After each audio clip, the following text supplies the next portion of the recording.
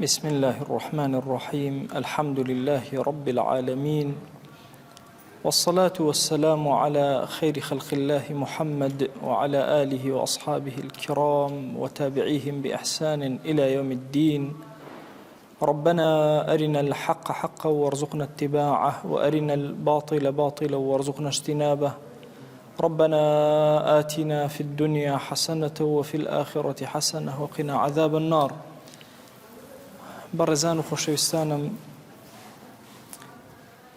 لە باسی ئەو دەوڵەتە ئیسلامی کە هەر یەکێک لە ئێمە تەمەنا ئەکا بە دروستبوونی بۆ ئەوەی تەسەووری هەم دەوڵەتەکە بکەین لە ئایندا کە ئومەتی ئیسلامی بەرەوە هەنگاو ئەنێ و هەمیش ئیستعدادێکی فکریمان هەبێ بۆ تێگەیشتن لەو دەوڵەتە ئیسلامی کەوا دروست ئەبێ. ئێمە مێژوویەکی گەشتمان هەیە، حاضرێکی ئێستەمان هەیە کە ئومێ دەکەین حاضرێکی گەشت بێ بە نسبەت عالەمی ئیسلامیەوە، بە نسبەت زیادبوونی ئومەتەوە، و حتمما ئایندەیەکی زۆر گەشتبین چاوەڕێ ئەم ئومەتە ئەکە. لە ڕووی عەسکەریەوە جوندی موسڵمانمان باس کرد کە ئەبێ صفاتی چۆن بێ، ئەخلاقی چۆن بێ، ڕەوشتی چۆن بێ، لە جەنگ و جیهادا چۆنە بێ. ئەندامێکی ئەم ئومەتە، فەردێکی ئومەتە لە ڕووی عەسکەریەوە کێیە، چ دەستپاکێکە، چ بێغەدرێکە، چ کەسێکە دەست نابا بۆ کوشتنی مناڵێک، ئافرەتێک، پیرێک، کەسێکەوە خەریکی عیبادەتە، عەبدایەتی ئەکە. ئەمێ ئەم بەشە کە تەواوم کردووە بچمە سەر بەشی دووهەم، بزانین بازرگانی موسڵمانمان ئەبێت چۆن بێ. ئومەتی ئیسلامی لەسەر چ بنەمایەک مامەڵەی ئیقتصادی خۆیدا ئەمەزرێنێ. طبعاً شەنێک بەشی عەسکەری بۆ ئینسان یا بۆ هیچ دەوڵەتە یا بۆ هەر حەزارەتێک گرنگە، ئەوەندە بەشی ئیقتصادی گرنگە، چکە ئیقتصاد بڕیاراتی سیاسی زۆر گەورە بە تۆ ئەدا. چەندین دووەلمان هەیە لە ڕووی عەسکەریەوە زۆر بچووکن، بەڵام بڕیاراتی زۆر گەورە مامەڵە و پرسیان پێ ئەکرێ بە هۆکاری قووەتی ئیقتصادیانەوە.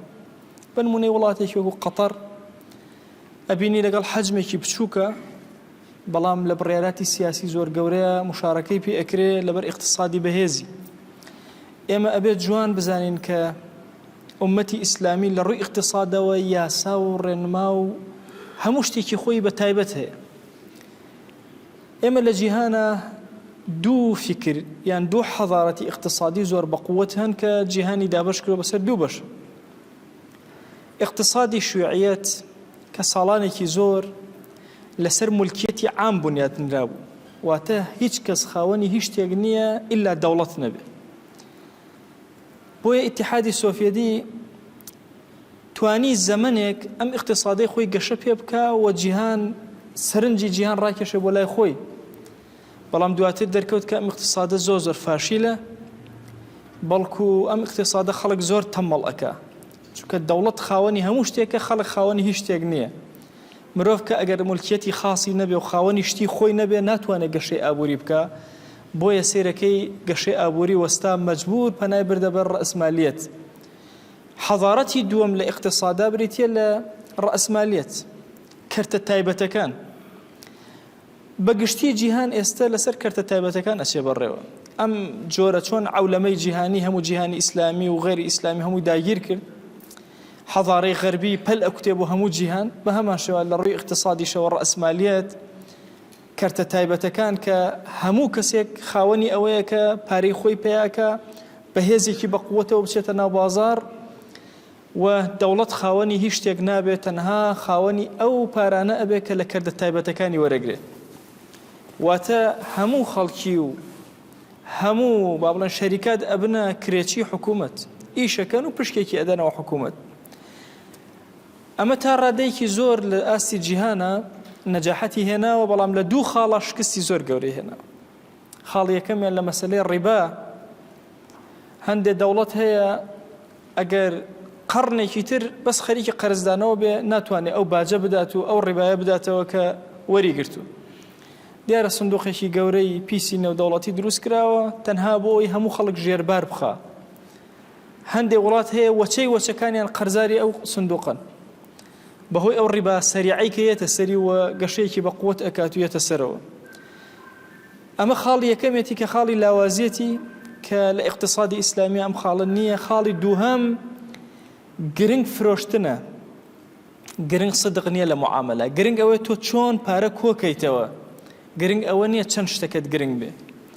بۆیە ئەگەر دیقەتتان دابێ اقتصادی سینی ئێستا لەسەر ئەمە بنیات ئەنرێ، بۆیە هەر شتێکی سینی ئەکڕی یا ئێرانی ئەکڕی مدەتێکی زۆر کەم بڕەکە، هیچ کوالەتێکی تیان نییە، تەنها ئەوەندەیە پارە پێیاکە.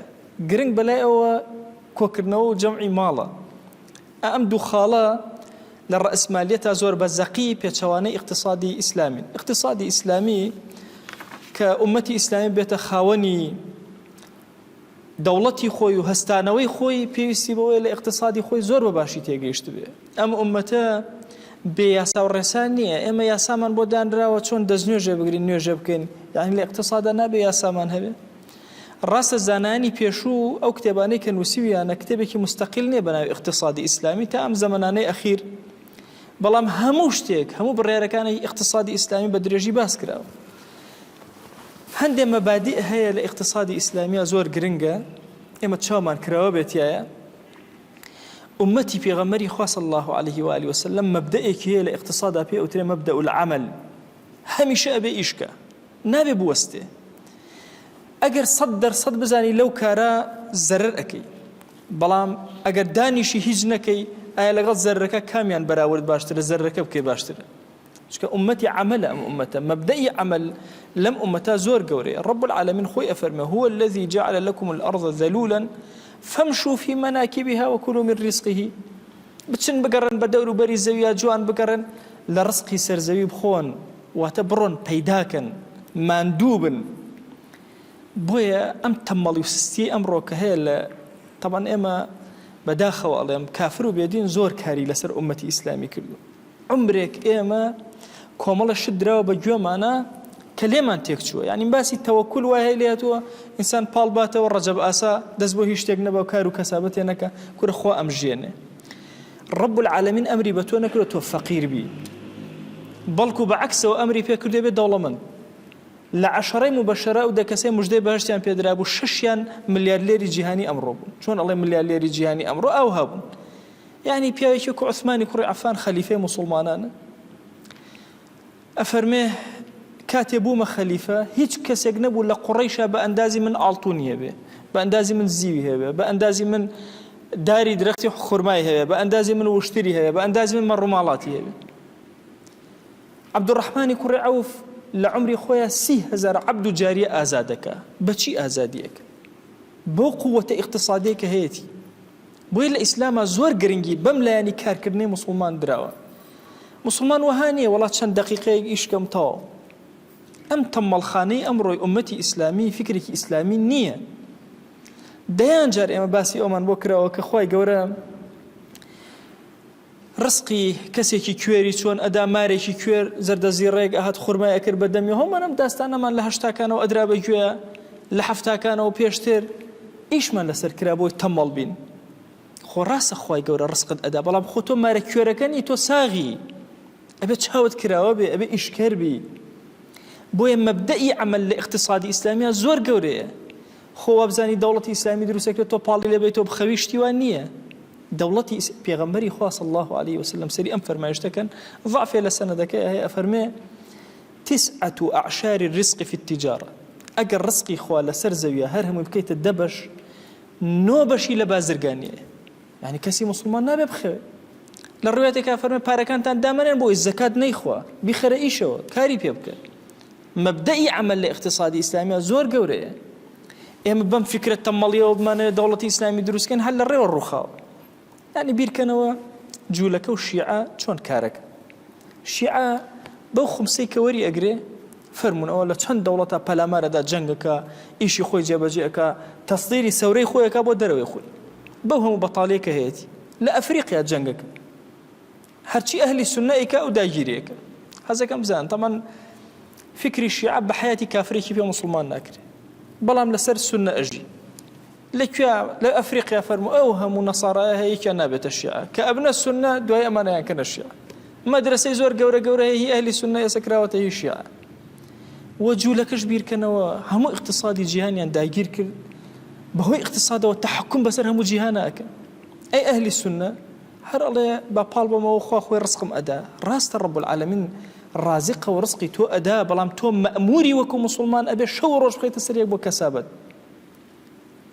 إذا قضيت الصلاة نال لمزقوتا هم دانش يا بخوا فانتشروا في الأرض بقرب السرزوية برو بقرب كارو كسابتي خوتك حزكم أم كلمة يملي ورقرن أما بالتجربة زور قورة خنوي زور قورة أما قيشتمت أم قناعته بوخوا إنسان إيمان دار أجر بروجا كاري كرت تواني بشويشا بارا بياكا نتشي بيكا قناه بارب أبي بروا بجولة تو رب العالمين بوشي ملكيتي خاصي دانا لاقتصادي إسلامي تو خاوني ملكي خوتي بوي أو نشاطتها به هادشي أكيتو يعني تو لا تشلا يك أدي لا تشلا يك يعني تو خاوني دفترك بوي صالي بسرا هاتوا طبعا زور شتي الدولة من هي زكاتي ناك بلام تصورك تو يعني الرجاك زور كما لسطها دوني وأدي لسطها دوني وبدأ يترشي كوكيتو كوكرو هي خوته حلالة بوي أمتي إسلامي مبدئي كمل اقتصاد مبدئي عملوا إيش أبي زور آزابي لإيش كردنا بلام بصفات أخلاق إسلامية صفات أخلاق إسلامي إما بيركنا وأجر مطعمك كسيك دايبنه لاقتصاد الرأسمالية عليه گرنگ ئەوەیە بە هەر شێوازەکەیە تۆ پارە کۆکەیتەوە بەس لای ئێمە وەها نییە گرنگ ئەوەیە ئەو مەطعمەی کە دادناوە باشترین شت تەقدیم بکەی وەلەو بە کافریش بێ وەلەو بێدینیش بێ باشترین شت تۆ تەقدیمەکەی بازرگانی زۆر گەورەیە لە ئومەتی ئیسلامیە طبعا ئێمە شتێکمان هەیە کە دەوڵەت وەری ئەگرێت دواتر بە تەفسیل باسییانەکەم یەکێک لەوانە عوشرە يعني إما لبازرگاني زور حرية أدين حتى كافر بي بازرگاني كالنا مسلمانا كامل حرية أدين بمرجع دستوري إسلامي بكار نيه خيانة كالا خلق أبي عينا بازاري مسلمانان شون بازاري صدق بي رازقوي بي بازاري رازقوي استل جهانا دركوتوا زور بهستره لو بازاري كخلق بخوي رأيكش بنمون أسدي قد بدن يابان بازاري رازقويتي هالبجاردو ئێوە تەسەوڕکەن مەسەن یابان بازاری ڕازگۆیەتی هەڵبژاردووە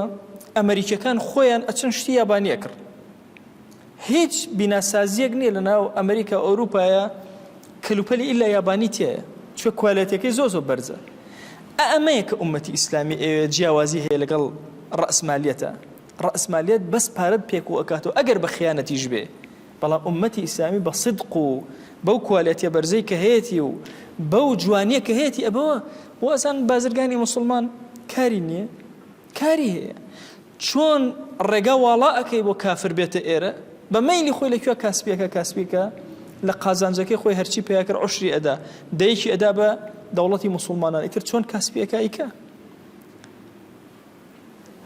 حتا ئەو کافرانەی کەیەن شتانێکی محەڕەم ئەفرۆشن بۆ کافرەکانی خۆیان لەناو ئێمە مانع نییە قازانجەکەی دەیەکی ئەگەڕێتەوە بۆ خەزێنەی مسلمانان بنمونە قومێک هەن عارق بەلایەنەوە حەڵاڵە لە ئومەتی ئیسلامی شوێنی خۆیان بۆ دیاری ئەکرێت لەو شوێنی خۆیانە عارەقە خۆن ناخۆن کەیفی خۆیانە مهم تێکەڵ بە ئومەتی ئیسلامی نابن لە شوێنی خۆیانەوە بازاری خۆیان جیاوازە لەوە چێوان بەراز بخۆن زۆر طبیعیە لە عوشری ئەو بەرازە ژێتەوە بۆ دەوڵەتی ئیسلامی بۆیە بابەتی عوشر بابەتێکی زۆر گەورەیە لە فقی ئیسلامیە کە ئەیخوێنیتەوە مێشکت زۆر واسع ئەبێ تێگەی ئێمە ئومەتێکی داخراو نین لە ڕووی اقتصادیەوە زۆر بە گەورە مامەڵە ئەەکەین چی کافریز چی بتپەرستی سەرزەویە بابێ کاسبی خۆی کردنا ئومەتی ئیسلامیە بە مەرجێ شتەکانی کوالێتیان بەرز بێ هیچ کێشەمان بۆ خەڵکە کافرەکەش چی ئەفرۆشێ خۆ نابێ خیانەتیان لێ بکە هەموو ئەو شتێکە هێنە گرنگ کوالێتی بەرز بێ لە شوێنی خۆیان کاری خۆی جێبەجێک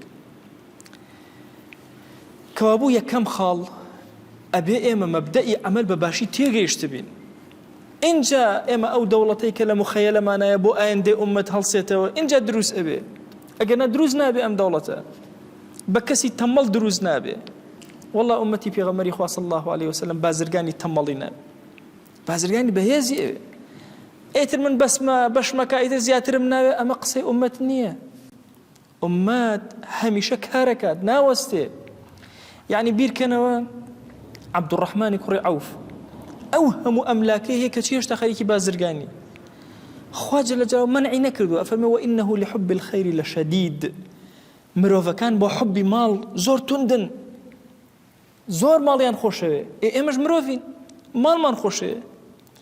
بۆیە ئومەتی پێغەمبەری خوا صلی الله علیه وسلم ئومەتێک نییە بە کەم ڕازی بێ، ئەبێ ئیشکە، ئەبێ نەوەستێ، هەمووی ئەجری تیا وەرەگری. یعنی تۆ بازرگانیەکەی وازانی ئەجر وەرناگری.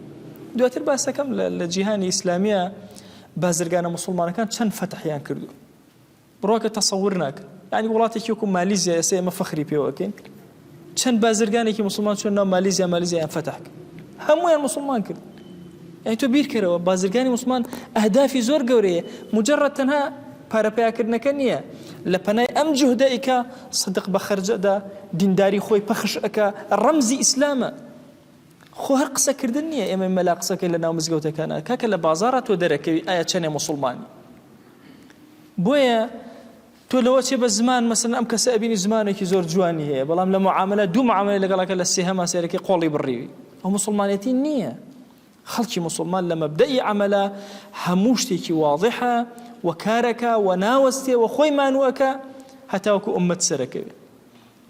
لە بەرامبەر ئەم ماندووبوونە مەبدەئی دووهەمیەتە پێشەوە، مەبدەئی زەکاتە، کە ئەبێ ئومەتی پێغەمبەری خوا صلی الله علیه وسلم زۆر بە وشیاری ئاگای لە زەکاتی بێ و لە مامەڵە لەگەڵ زەکاتە و دەرکردنی زەکاتەکەی و گەیاندن بە شوێنی خۆی. هەموو جارێک بە بیرمە دۆستێک ئەو ساڵە چەند سوال کرد چوو بوونە دوکانەکەی پارەی دابوونەوە لە زەکات. ئەوە چۆن زەکات هەوە دەرەکرد؟ تۆ ئەبێ یەقینت هەبێ ئەم زەکاتە شوێنی خۆی گرت. بۆیە لە فقهی ئیمامی شافعی ئەفەرمێ ئەگەر زەکاتت دا بە کەسێک دەرچوو ئەو کەسە وانەبوو درۆزن، پارەکەشی نەدایتەوە، ئەبێ جاری دووهەم زەکاتەکەت بدەیتەوە. بۆیە بگەڕێ بزانی کامە فەقیرە. ئەوە بە سەهلی نییە وڵا هەر لە کۆڵی خۆمی کەمەوە، یان وڵا فڵان کەس خزم بە قەیناکە بیدەمێ، نییە شتیوە. مەبدەئی زەکات ئێمە دوو سوودی لێ وەرەگرین. یەکەم هەژار لە دەوڵەتی ئیسلامیە وردە نامێنێ، دووهەم دەوڵەمەندمان زۆر ئازا ئەبێت لە بازاڕە، چونکە ناترسێ لەوەی بشکێ، کار و کەسابەتی خۆی ئەکا، لەکوێ زەرەری کرد مادام لەسەر حەڵاڵ ئەم تووشی زەرەر بووە لە زەکات پارەکەی بۆ ئەدرێتەوە. بەیتولماڵی موسڵمانان زەکات بۆ ئەکاتەوە. چەند بازرگان ئەم ساڵ کەوتون، هەموو پارەی خۆیانیان ئەداتەوە، ئەیان خاتەوە ناو بازاڕ. بۆیە کەسی موسڵمان لە بازرگانیە ئەو پەڕی سدق بەکارێنە ناترسێ لەکوێ کەوت بابکەوێ. ئەو ئومەتی ئیسلامی جارێکتە زیندوی ئەکاتەوە، دروستی ئەکاتەوە، قەرزەکەی بۆ ئەداتەوە. بۆیە مەبدەئی زەکات ئێمە لە دوو تەڕەفەوە، هەم لە تەڕەفی پشتگیری دەوڵەمەندەکەوە بۆ ئایندەی خۆی ئەبێتە پشتگیری بۆ ئەم، چونکە ئەم زەکاتەی کە ئەیدا لەوە ئەچێ بەیانی ئەم بکەوێت لە غاریمین پشکی ئەدرێتەوە. لە لایەکی ترەوە نا مەبدەئی زەکات ئەو هەموو هەژارەی دەوڵەتی ئیسلامی نامێنێ. یعنی تەسەوورکەن ئێستا ئێمە لەم هەموو هەرزانی و فەڕەحی و جوانیان. دۆستێکم لە ئەفریقایە لە وڵاتی مەلاوی کە چوارەمین وڵاتی فەقیری جیهانە. تەسەوورەکەن ئافرەتەکان کە موسڵمان ئەبن گەورەترین کێشیانەوەی حیجابیان دەست ناکە. ئێمەش کچەکان و ژنەکانمان یەک دنیا لە چکیان لە ماڵەوەدان. باشە تەسەوور کە کەسێک زۆر بە باشی بژی ماڵێک دە 12 عائیلە کەس بە 20 دۆلارەژی، زۆر شانازی بەم 20 دۆلارەوە کە ئەتوانێت پایای کات و پێی بژی. کارمەندێک هەموو کاتەکانی خۆی بۆ سەرفەکە لە بەرامبەرە بۆ 20 دۆلار. بزنێک لەوێ کە زۆر گەورە چاوە 50 دۆلار. باشە بەڵام کەس پێی ناکرد، کەس توانایەوەی نییە، کەس پارەی بەدەسەوە نییە. دێخۆ ئەمانە خەڵکێکی موسڵمان ئەزان ئێستا چەندین مەدرسەی نەسارا هەیە لەوێ کارەکەن، ئیشەکەن لەسەرەوەی کە ئەو خەڵکە موسڵمانەکە نەسرانی. هەموو مەلاوی مەدرسەیەکی موسڵمانانی تیان نیە، دەیەها مەدرسەی مەسیحیەتی تیایە، چەندین زانکۆی مەسیحیەکانی تیایە کە خەڵکە موسڵمانەکە ئەکەنە وردە مەسیح.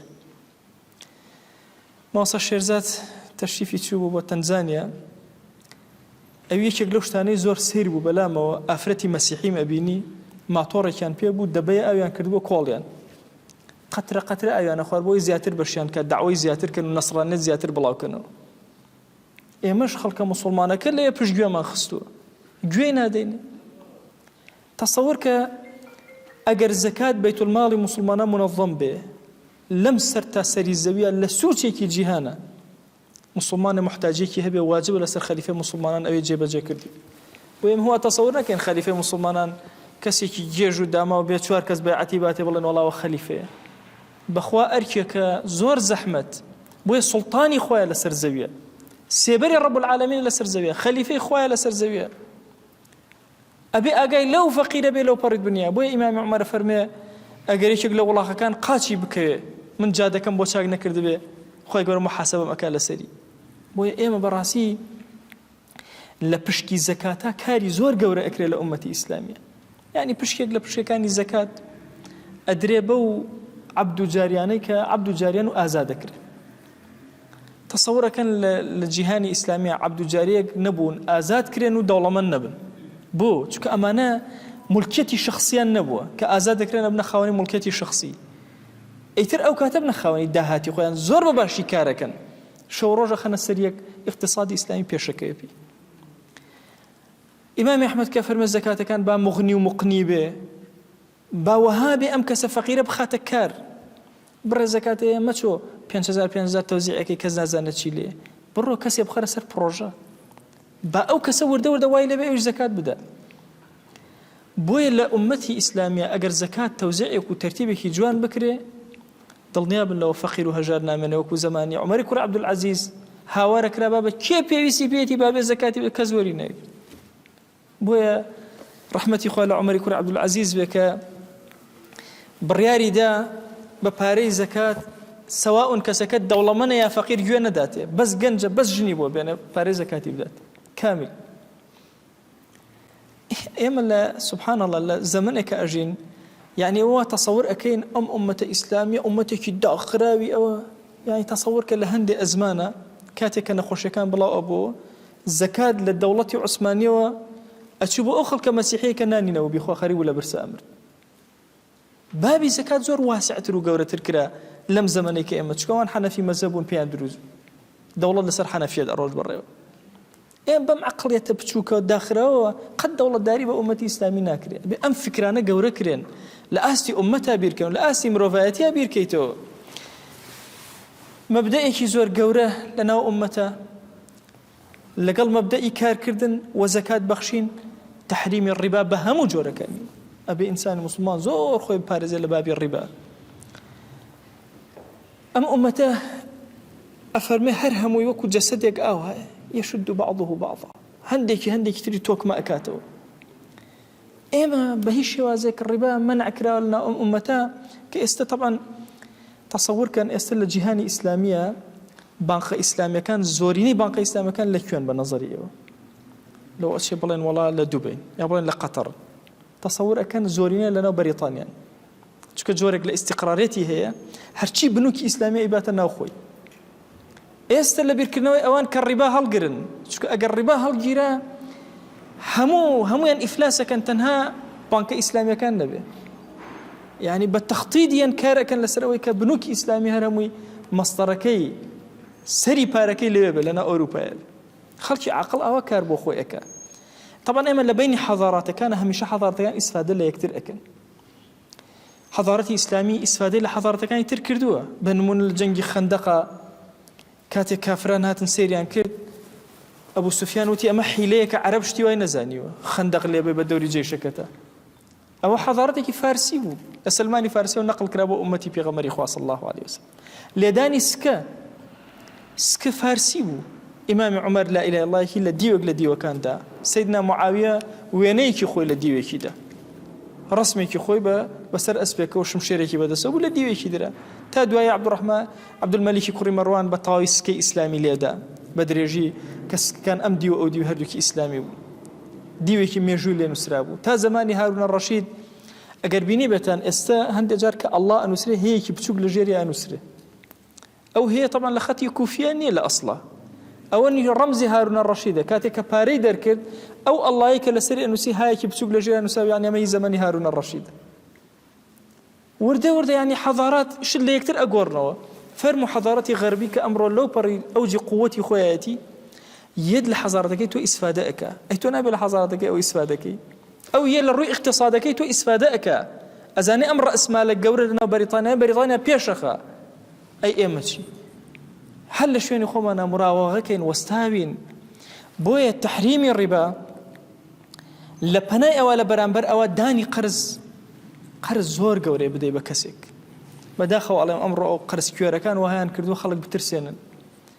ئێمە ئومەتێک نین تەنها بیر لە فائیدەکەنەوە ڕەسمالیەتە بیر ئەکاتەوەی قەرز نەدا لە بەرامبەرە شت وەرگرێ ئێمە ئومەتی پێغەمبەری خوا صلی الله عليه وسلم کەی ئیشمان بەمە هەیە ئێمە قەرز ئەدەین ئەجر وەرئەگرین قەرز ئەدەین ئەجر وەرئەگرین لە فەرمایشتێکە خۆشەویستمان صلی الله عليه وآله وسلم ئەفەرمێ ئەگەر قەرز دا بە کەسێک لە مەوعیدی خۆیان دایەوە بە تۆ پێت داوە بۆ ماوەی 1 ساڵی ڕێک لە 1 ساڵە ڕێکەکە هێنایەوە بۆت تۆ چەندێ ئەجرە وەرگرتووە ئەگەر 10,000 پێدا بێ 5,000 خێرە کردووە وەکو وایە 5,000 کردێ بە سەدەقە باشە ئەگەر نەیبوو چاوەڕێت کرد فەنەظیرەة إلى مەیسەرە چاوەڕێت کرد هەتا خوا دەروی لێ بکاتەوە ڕێک وەکو وایە 10 دیناری ڕێکە پێدایە 10,000 ڕێکە پێ بەخشی بێ يعني وەکو وایە چەندێکت داوەتێ بە قەرز ئەوەندەت لە پێناوی خۆیان بەخشیوە لە قیامەتە طبعا لە قیامەتە خەڵک هاواری دوو شتێتی هاواری نوێژێتی هاواری سەدەقەیەتی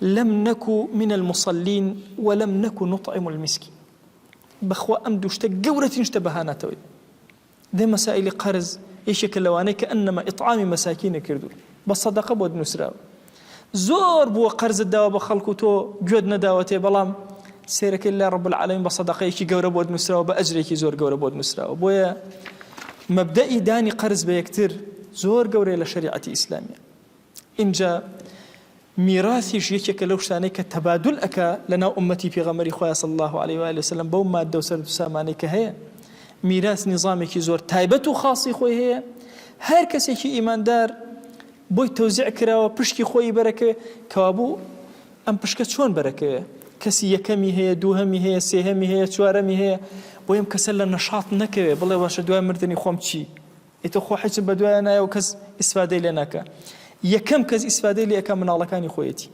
دواتر دایک و باوکێتی کەسە نزیکەکان اینجا برا و خوشک و دەوروبەر بۆیە لە فەرمایشتێکە خۆشەویست ئەفەرمێ صلی الله عليه وسلم ئەفەرمێ ئەگەر مناڵەکانت بە تێری بەجێ بهێڵی لەم دنیا بە ئەجر و سەدەقە بۆتە نووسرێ واتە کۆ بکەرەوە هەوڵ بدە عالە نەبن بەسەر خەڵکەوە هەژار بن و بەجێیان بێڵی بە ئەوەندەت بۆ کۆکردنەوە کە بەجێت هێشتن دەستپان نەکەنەوە لە خەڵکی سەریان بەرز بێ هەمووی بە ئەجر بۆ ئینسانی ئیماندار ئەنووسرێ کۆتا خاڵ لە خزمەتانە باسکەم لە مەسەلەی اقتصادی ئیسلامیە و ئەو دەوڵەتەی کە بنیادی ئەنێن لەسەر چی بنیاد ئەندرێ لەگەڵ ئەم مەبدەئانەی کە باسم کردو ئێمە قانون و مەبدەئێکی زۆر گەورەمان هەیە پرسیارکردن من ئەینە لەکە هذا ئەم ماڵەت لەکوێوە بەدەستێنە خۆشەویستمان صلی الله عليه وآله وسلم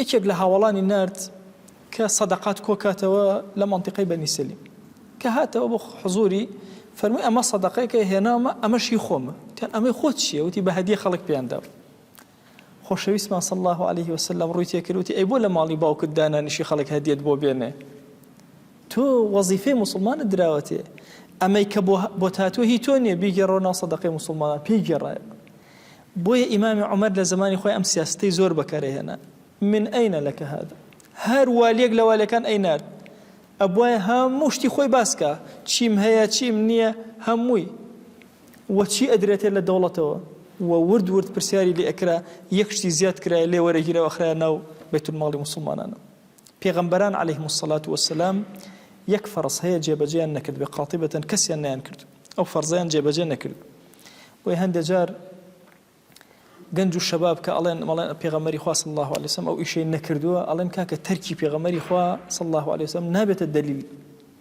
زەکات هیچ پێغەمبەرێک لە پێغەمبەران نەیداوە چونکە خاوەنی مڵکیەتی خاص نین هەموو ئەوەی کە لێشیان بەجێماوە نەبووتە میرات گەڕاوەتەوە ناو خەزانەی موسڵمانان و والیەکانیش هەر هەمویان پێکەوە ئیمامی عومەر ئەمەی لە سەردا نابوون چی زیادەیان هەبووە ئەخستەوە ئەوەی مڵکی شخصی خۆیەتی و پەیای کردو قەی ناکە بازرگانی کردو ئەوەی پەیای کردو هەمووی قەی ناکە بەڵام ئەوەی کە بە هەدایە و بە هەر شێوازێک لەم شێوازانە پرسیاری لێ ئەکرێ هەموویەتەوە ناو دائیرەی دەوڵەتی ئیسلامی کەوابوو ئەو کاتە زەمانەتێکی زۆر گەورە هەیە بۆ تێکنەچوونی ئەخلاقی قیادات و سیادات ئەو کەسانی کە دەوڵەتی موسڵمانە بن بەڕێوە ناڵێن با فەقیر بێ ناڵێن با لات بێ ئیمامی عوثمان خەلیفەی موسڵمانان بوو حتا ئێستاش ئیمامی عوثمان ڕقەمی حسابی بانکی هەیە و پارەی هەیە و ئەی بەخشێت و زەکاتی هێتە سەر و زەکاتی ساڵانەی بۆ ئەدرێ و کاری خۆی هەیە هەتا ئەمڕۆژ وبردوام استثماره إمام عثمان يعني خەریکە بانکێکی تایبەت ئەکرێتەوە بە ناوی ئیمامی عوسمانەوە ئەنە ئیستیسماراتی ئەو زۆرە نەگلێ لە هەموو جیهانی ئیسلامیە هەندێک جادە ئەکرێت لە ناو ئەفریقیا بە پارەی ئیمامی عوسمان ئەکرێ ئەمڕۆ خەلیفەی موسڵمانانیش بەڵام خەلیفەی موسڵمانان ئایا پارەکەی لە چیا پیا ئەکا ئەویش وەکو عالەم ئازادە کاسبی ئەکا کار و کەسابەتی خۆی ئەکا زەوی و زەرعاتەکە مەڕ و ماڵات پیا ئەکا بەڵام لەسەر وەزیفەکەی هیچ کەسێک هیچ شتێکی نادات ئەمە ضەمانێکی زۆر گەورەیە بۆ تێک نەچوونی ڕەوشتی بەرپرسە ئیسلامیەکە ئەم بابەتە زۆر هەڵەگرێ ئەمڕۆ ئەوەندە کیفایەتە لە خزمەتانە گرنگ ئەوەیە ئێمە لە مخەیەلەی ئێمە هەبێت ئەو دەوڵەتەی کە ئێمە هەنگاوی بەرەو ئەنێن و لە مستەقبەلا پێ ئەگەین بە ئیزنی خوا دەوڵەتێکە لە ڕووی اقتصادیەوە دەوڵەتێکی زۆر زیندوو زۆر ئاگادار بە واقع ئاڵوگۆڕێکی زۆر گەورە لە نێوان ئەم دەوڵەتە و تەواوی جیهانە هەیە و ئەم دەوڵەتە ئەتوانێت تەواوی ڕەفاهیەت بۆ ئینسانەکان بێنێ لە ڕووی اقتصادیەوە داوا ئەکەین ئەڵێن پەروەردگارە بە ڕەحمەت و بەزەی خۆت ڕەحمەت و بەزەی خۆت بەسەرمانە ببارێنە یا ڕەبی خۆیان دڵمان ئارام کە خۆیان داوات لێ ئەکەین ماڵەکانمان ئارام کە یا ئیلاهی شارەکەمان ئارام کە خۆیان ئومەتی پێغەمبەری خوا صلی الله عليه و آله وسلم ئارام کە یا ئیلاهی گۆڕەکانمان پڕ ئارامی کە یا ئەکرەم الئەکرەمین يا ربي خويا داوات لي أكين بناوي جوانت وصفتي برزة باسم عظمت رحمة وكرمي خود بسرمانا ببارن يا إلهي بخواء مزور محتاج رحمتي توين يا إلهي ما دردسي خومان همو لحظة لجر رحمتك كان يخوتاب من هلا ويا أكرم الأكرمين يا ربي خواء جان حاجة محتاجي من زورة يا إلهي بخواء مدز لك سبان ناكينوا يا إلهي بخواء دسي دعاء تنها بوتو برزكينوا إلهي خوش شاهدي سري سجدة تنها بوتو نبي أكين بخوا دلي سجدة من تنها بوتو نبي أكين الركوع تنها لبيناوي تويا أبين ديا إلهي حاجة كان من جيب جيكا أوي أمانة يبي من عطاك أو من بحال مال دارك أو من بمنال منالي بعطاك أو من بمنال منالي صالحك أو من كم رزق حلال زيادك خويا درجة كان يرزق بسلمان أبكروا يا فتاح درجة كان يرزق بسلمان أبكروا بركة بخير رزق وسروت وسامان ما ويا أكرم الأكرمين يا ربي خويا داوى اللي أكين بناوي جوانت بصفتي برزة باسم عظمت كرم بزي خود بسرمان أبو بارنا أو أنا من نخوش شفاء ببنير أو أنا من قرض استرشاني عن سوكا أو أنا من جيرو دي جناه كني يا إلهي بهانا أنا ورا يا رب العالمين لجناه رزقاريان كان خويا الزليل دسي ظالمان من مكة خويا داوى اللي أكين زليل دسي ظالمان من مكة يا إلهي داوات لي أكين بقوري خود زليل سرجاقا من مكة محتاج دسي نامرد من مكة بمن جرى لو عبداني أخير زمانيان وأخير عمريان بريتي أبي لا إله إلا الله محمد رسول الله خواجان بأمتي رسول الله حساب منك بشوين كوتي وقبول منك لجر سيبري آلاي أو حشر منك خوايا داوات لي أكين بقوري خود بكرمي خود ببزي خود يا إلهي صلاوي إما بقينا بيغمبري خوا صلى الله عليه وسلم يك ناوما لخزمتي أبينا يا أكرم الأكرمين يا ربي خوايا نخوشانك زور دعاء خير يعني ليكردين وينزاني وإما صالحين يا إلهي خوايا إما هسمان دا صلاة نية دعاء كان برزكين وبلايتو يا أكرم الأكرمين بزليلي خومن دعاء كان برزكين خوايا بقناهي خومن دعاء كان برزكين بزماني رشو تشاوي رشو بدلي رشو وهانا وديواني تؤهنين يا ربي خوايا شفاء نخوش كان بدا يا رب العالمين يا ربي خوايا داوات لي أكين برحمة وكرمي خوت شون أول لما الله بيروزي خوت أكوت كردينوا يا إلهي أول بهشتا لخزمتي بيغمبري خوايا صلى الله عليه وسلم كومان كروا خوايا بديداري خوت من شاتك يا أكرم الأكرمين خوايا دعاء كان من قبولك خوايا الرجوع كان من قبولك خوايا قرآن خوينا كان من قبولك خوايا تراويح كان من قبولك يا ربي خوايا داوى اللي كان ذكر أوراد من قبولك درس كان من قبولك جوجرتنا كان من قبولك خوايا بخاطري قوري خلم رمضان قبول منك خوايا قبول منك خوايا قبول منك آمين آمين والحمد لله رب العالمين وصلى الله على سيدنا محمد وعلى آله وصحبه وسلم تسليما كثيرا أبدا إلى يوم الدين خوايا قوري لقناه من الشيء وجبوري خوايا من قبولك